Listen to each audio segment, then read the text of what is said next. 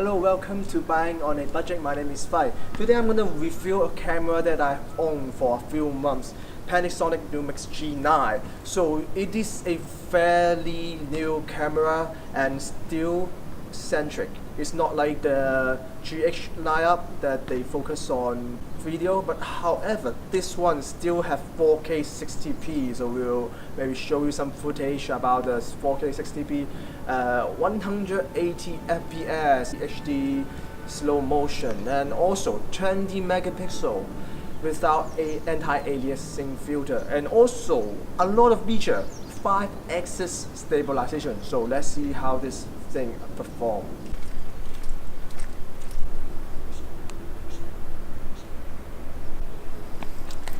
So right now I am in the University of Macau and shooting some scenery film, and it's pretty nice film today on a Saturday.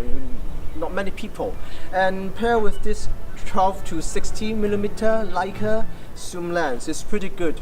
Especially you cannot move your foot when you're shooting something far away, that you are limited with your place. So first of all, the focus is actually lightning fast. It's using a contrast detection autofocus, which some people hate, and honestly I don't like this in video mode. However, in shooting things that don't move, it's actually pretty good and pretty fast as well.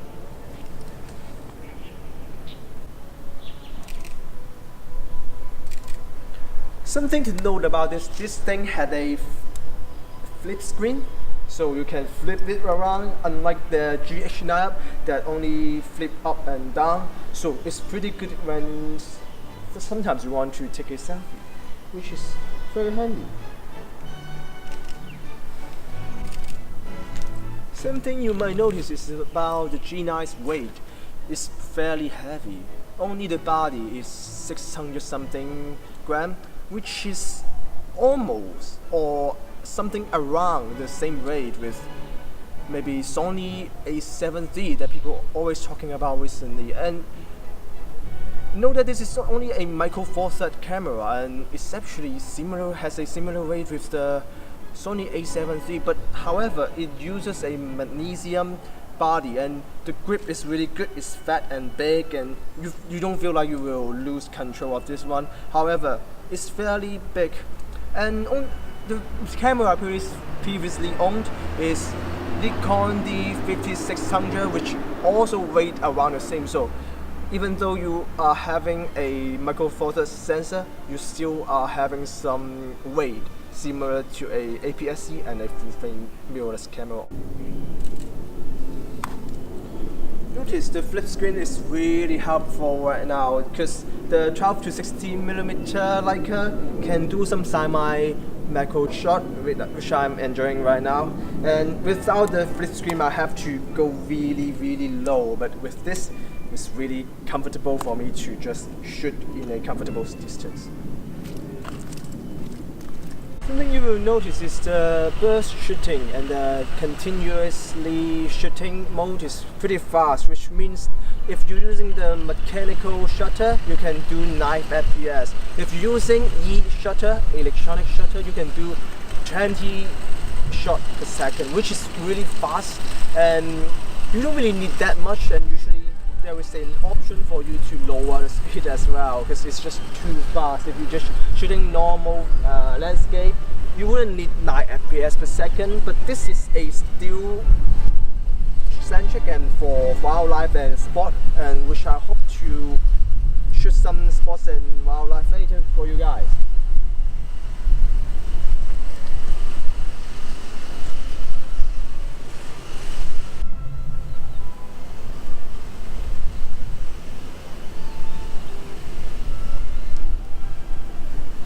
So I was just trying a pretty fun feature, high-res mode, which can produce 80 megapixel RAW and JPEG, which is good when you're shooting landscape, but you have to set up a tripod or put it in a steady place, unlike the new Pentax K2, which can do handheld high-res shot. However, honestly I don't use this feature that much, but it's nice to have, and you can also use it as a stacking photo feature, which means you can use it when you don't have any filter but you want some movement, like a water movement and people movement, because it's basically stacking multiple photos. So something to notice, the shutter is really easy to trigger.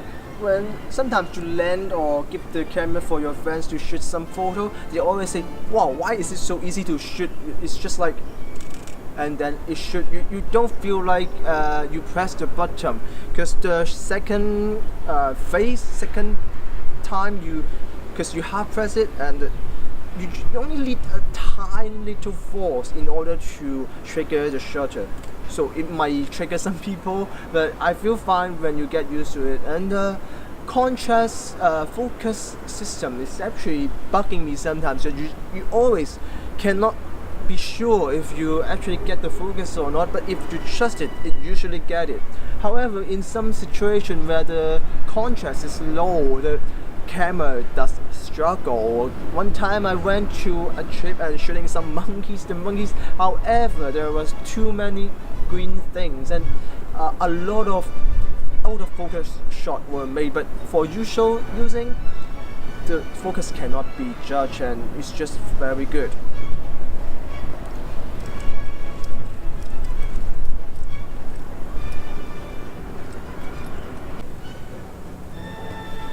So again, I'm trying some feature, which is the focus stacking mode, which I honestly don't usually use it that much of the time because I don't do real macro that much.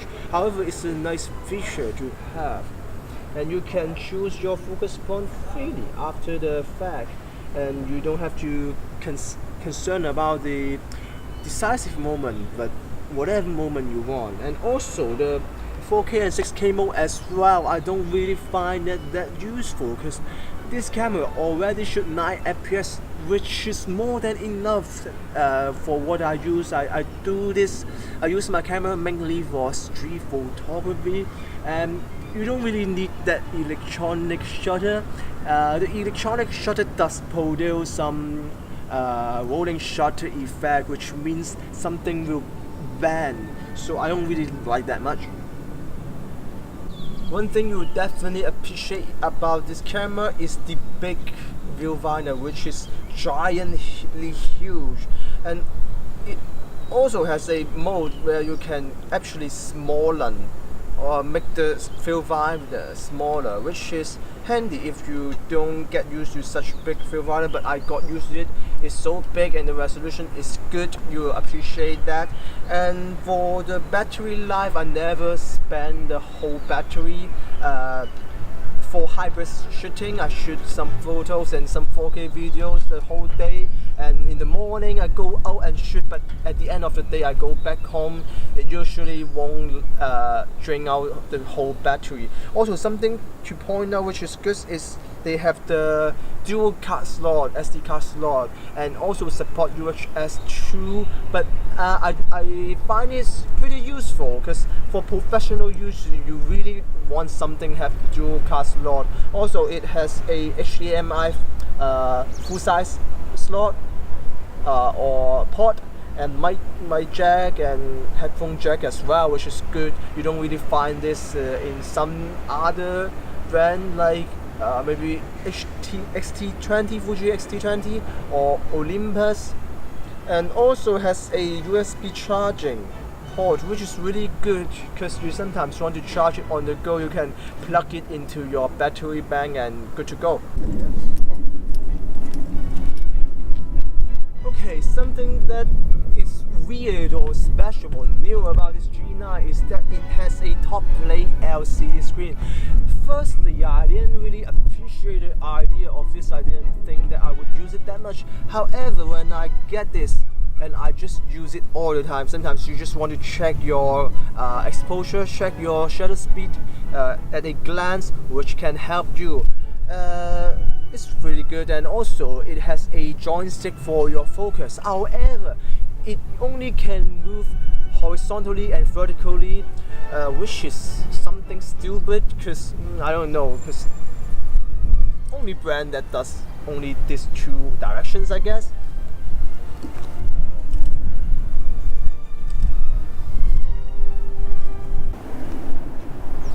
I was just checking my photos to test out the stabilization ability. Right now I'm using the 12 to 60mm, which can combine with this camera and use the dual IS, which claim to be has a 6.5 stops. And to be honest with you, I can consistently use it for 15 seconds, and which is, I think, good enough. Because sometimes you want some moving things, but you don't want to get your tripod out, and it can give you some non-shaky shot, which is good. And also for video as well, the stabilization of this in video is very good, almost comparable to some older flagship Olympus camera, but however it's not better. It's no better than EM1 Mark II, Olympus EM1 Mark II, but still pretty good. Definitely better than Canon's, and not Canon, forget it. Definitely better than Sony's, and you can get some maybe gimbal-like shot if you move carefully. You definitely appreciate about the Lumix G9 is the customizability, that you can basically customize all the things. There are a lot of FM buttons that you can change your function, and it also has some custom mode that you can set. For example, C1 you want this to as a slow motion, C2 you want this as a other color picture profile, maybe natural, maybe vivid, or I don't know if it's vivid or what, but you can always customize this, so it's more easier to control and on the go, that you don't have to go through your menu and choose what function you want. At that time you can just switch a button and then done.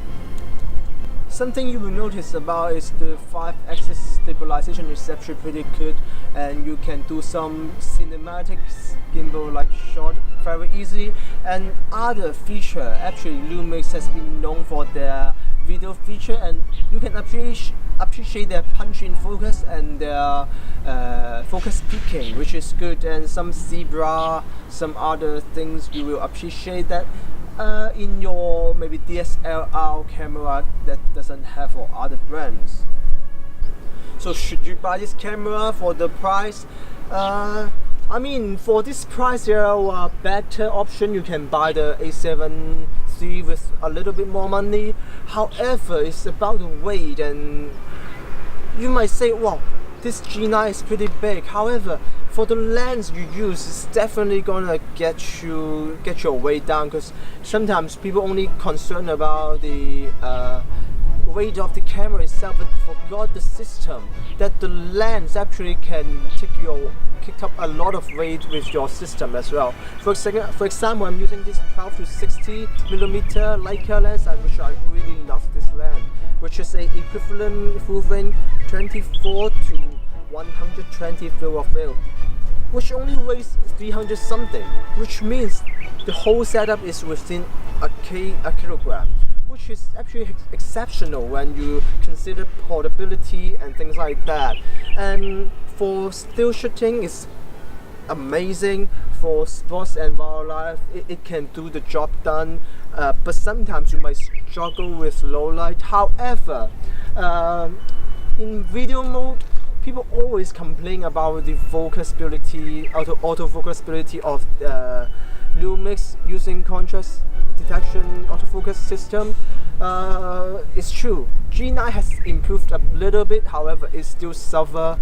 Always have to confirm if it's in focus or not. And using face detect and eye detect, which is great, however it still struggle. And for single point system focus is okay, but sometimes you might still want to use manual focus when you shoot video with this camera. And 4K 60p, which is good, and the resolution of this, or the sharpness out of this camera is superb, and you will appreciate the 4K of this one, because not all 4K is created equal. Your iPhone 10 even have 4K right now, but this 4K is not that 4K, and you will definitely appreciate that. And if you want full control of your camera, it has headphone jack, it has mic jack, HDMI, USB charging, dual card slot, which is, you want something like this. You don't want in the future you want to upgrade that, oh, I need this feature, I need this feature. It gives all feature to you already, the G9, and you will appreciate this. And the burst shooting, you will appreciate that as well if you want some faster frame rate.